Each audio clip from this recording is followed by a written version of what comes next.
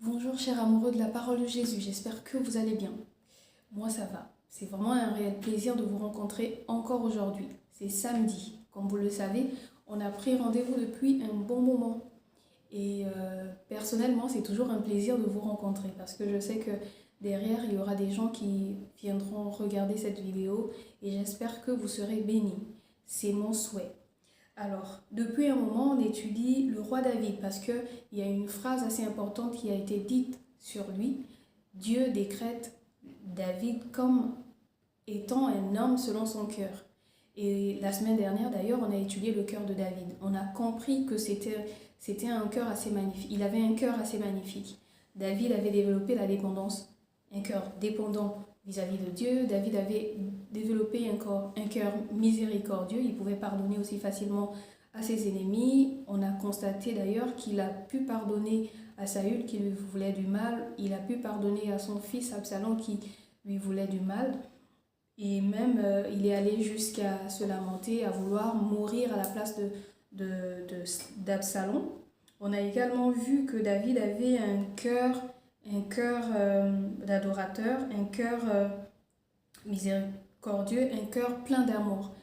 Un amour divin, un amour amical lorsqu'il a, par exemple, pris le soin de prendre sous son aile le fils de Jonathan et qui était pourtant le petit-fils de Saül qui lui voulait du mal. Donc David a manifesté toutes ces choses et ça lui a valu vraiment d'être considéré comme un homme selon le cœur de Dieu.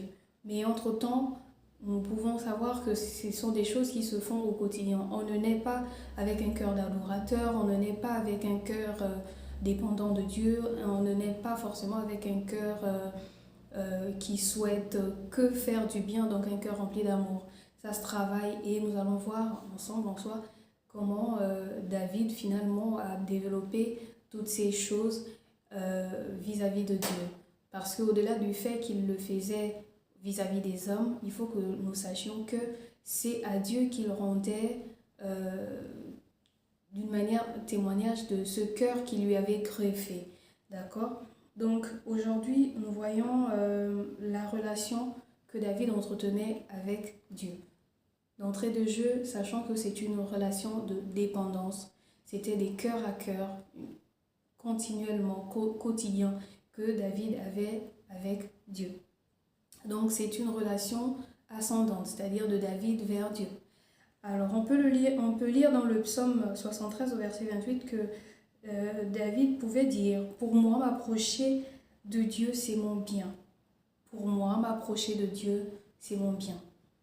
Je place mon refuge dans le Seigneur, l'Éternel, afin de raconter toutes tes œuvres. » David avait réellement compris que s'il voulait réussir, s'il voulait être un homme bien au quotidien, un homme intègre comme on le connaît, il fallait nécessairement dépendre de Dieu.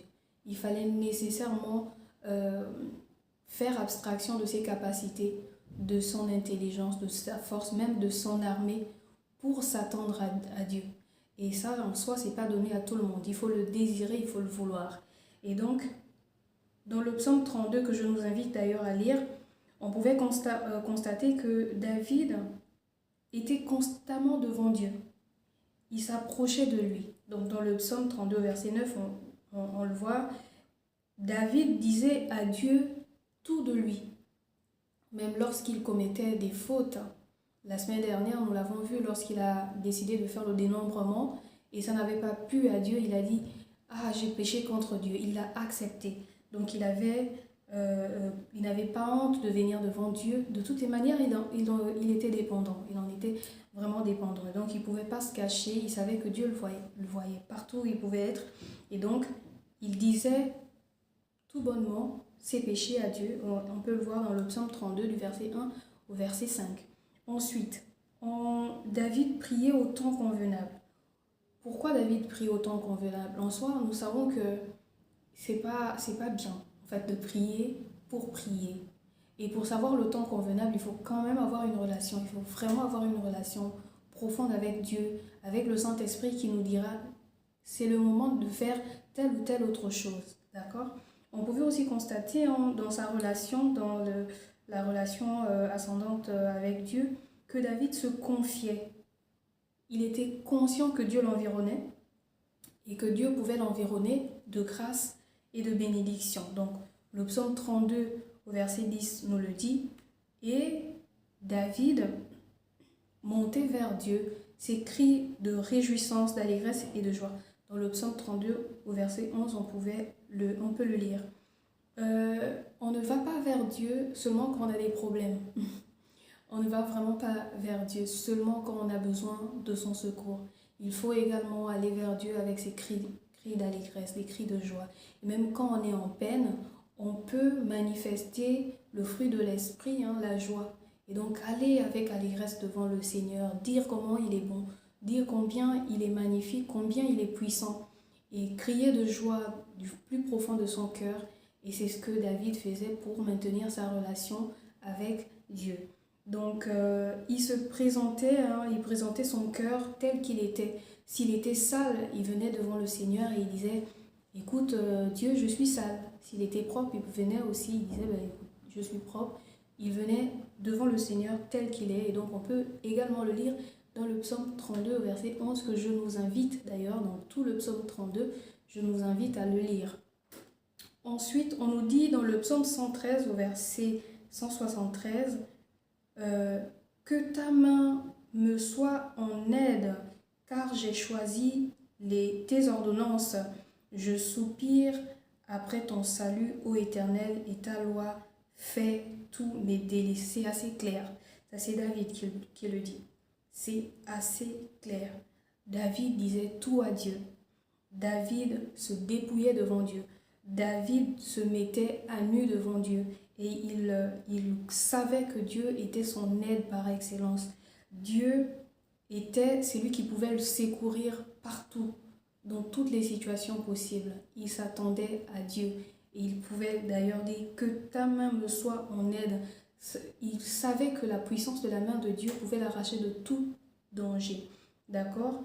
Et David déclarait, car j'ai choisi tes ordonnances. C'est déjà bien. Il faut choisir de faire sens avec Dieu. Il faut choisir de lui obéir. Il faut choisir de faire ce qu'il nous recommande de faire. Et c'est ce qui a fait de David un homme selon son cœur, le cœur de Dieu. Parce qu'il écoutait Dieu. Il lui obéissait. Il faisait ce qui était bon pour le Seigneur d'abord.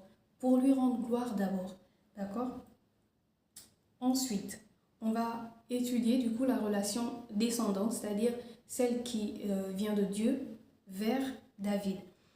Alors, dans le psaume 89, au verset 35, on nous dit « Je ne violerai point mon alliance, et je ne changerai pas ce qui est sorti de mes lèvres. J'ai juré une fois par ma sainteté, mentirai-je à David. » C'est clair. Dieu jure par lui-même qu'il ne dira jamais des mensonges à David. Quand on a la certitude, dans nos relations simples, d'une amitié sincère, on ne veut que cet ami ou dans cette amitié, la vérité soit l'une des bases. Et c'est ce que Dieu avait donné comme gage à David, qu'il ne lui mentirait jamais. Même si David faisait quelque chose de pas bien, Dieu était sincère avec lui. Donc il y a la sincérité de Dieu vis-à-vis de David qui rentre en compte. Et d'ailleurs, cette déclaration, elle est forte de sens quand Dieu dit « J'ai juré une fois par ma sainteté, mentirai-je à David ?» Donc il met en gage en fait sa sainteté. Et on sait à quel point Dieu il est saint. Dieu est saint, on le sait. D'accord? Et donc cette déclaration, elle est forte de sens et elle prend en soi dans la relation de Dieu avec David une proportion assez extraordinaire. Un Dieu qui a tout créé, si grand, qui dit à un homme immortel, « Je ne te mentirai jamais, je ne te mentirai jamais, je mets en gage tout ce que j'ai de plus précieux, ma sainteté. » D'accord? Donc moi, ce que je comprends, c'est que Dieu, il quittait le ciel pour venir parler à David. Dieu, il quittait son royaume, il quittait sa sainteté. Il quittait le lieu dans lequel il vit pour venir vers David. Et cela implique en soi que Dieu écoutait David. Donc il écoutait David pour que David rentre dans son intimité. Dieu exauçait David pour augmenter en lui sa confiance. Donc que David ait confiance en Dieu constamment et en tout temps. Donc Dieu instruisait David pour lui éviter des dangers inutiles. Et on pouvait le voir la semaine dernière, lorsque David pouvait demander à Dieu, « Oh Dieu, dois-je monter contre les Philistins ?» Et Dieu pouvait lui dire, « Oui, tu peux y aller. » Vous voyez, c'est à ce moment-là en soi que Dieu pouvait l'instruire et lui montrer la voie à suivre. Donc Dieu l'environnait de grâce. C'est un peu comme un père qui se rend compte qu'il a un enfant obéissant. En soi, lorsque l'enfant lui demande des choses, il sera très ouvert à les lui donner parce qu'il sait que derrière, il a un enfant d'un bon caractère, un enfant qui ne lui apporte pas, je ne sais pas moi, des ennuis, etc. Donc, Dieu environnait David de grâce pour abreuver son autel, pour que l'autel d'adoration de David ne manque pas de gratitude, pour que l'autel d'adoration de David ne manque pas de mots de reconnaissance, d'accord? Et Dieu pardonnait ses transgressions pour le rassurer que malgré ses erreurs, il restera présent et lui pardonnera toujours parce que Dieu est un Dieu miséricordieux. Il est lent à la colère, il est riche en bonté, d'accord? Et il pardonne les iniquités. Donc Dieu pouvait pardonner les péchés de David et justement pour lui faire comprendre qu'il n'avait pas peur et qu'il ne devait pas avoir peur de venir vers lui tel qu'il était. Donc la liste n'est pas exhaustive, hein, donc c'est pas une liste limitée. Vous pourrez continuer vous à étudier la relation que David avait développée vis-à-vis de Dieu et celle que Dieu avait développée vis-à-vis de David. Alors nous allons prier. Père Céleste, nous voyons à quel point c'est vraiment important d'être dans une intimité parfaite avec toi, d'avoir un cœur à cœur avec toi. Lorsque nous avons un cœur à cœur avec toi, tu descends du ciel pour venir habiter à nos côtés, pour nous instruire, pour nous écouter, pour nous donner, pour nous montrer la voie à suivre, pour nous donner tes bénédictions, pour nous environner de tes grâces. Et aujourd'hui, nous voulons véritablement prendre conscience de ces choses et marcher à partir d'elles pour être agréable. Nous te rendons gloire parce que cela est possible. Nous te rendons gloire parce que cela est fait dans nos vies et se manifestera. Que la gloire et l'honneur, la louange te reviennent à toi qui vis à jamais. Au nom de Jésus. Amen. Amen. Alors, la semaine prochaine, nous verrons ensemble les confessions de David. Comment David parlait. Les confessions. Donc, comment il parlait à Dieu. Exactement. On prendra quelques références et ça nous aidera. D'accord? Donc, voilà, nous sommes arrivés au terme de cette vidéo. Merci de l'avoir regardé. Si c'est la première fois que vous tombez sur cette chaîne, n'hésitez pas à vous abonner, n'hésitez pas à laisser un commentaire et n'hésitez surtout pas à partager parce que j'espère en soi que ce contenu pourra bénir plusieurs personnes. Et si vous constatez en soi qu'il y a des améliorations à faire, n'hésitez surtout pas, je suis prête à écouter ce que vous avez à dire pour m'améliorer parce que ce qui se fait, c'est pour la gloire de Dieu. Nous voulons tous atteindre la stature parfaite de Dieu et je soupire davantage à cette stature. D'accord? La stature parfaite de Christ, allais-je dire. Bon, donc je nous dis à samedi prochain, s'il plaît à Dieu. Et vous, portez-vous bien, soyez dans la prière, dans la méditation de la parole et dans le questionnement à Dieu, car je sais qu'il répond à toutes les questions qui montent dans nos cœurs. À bientôt.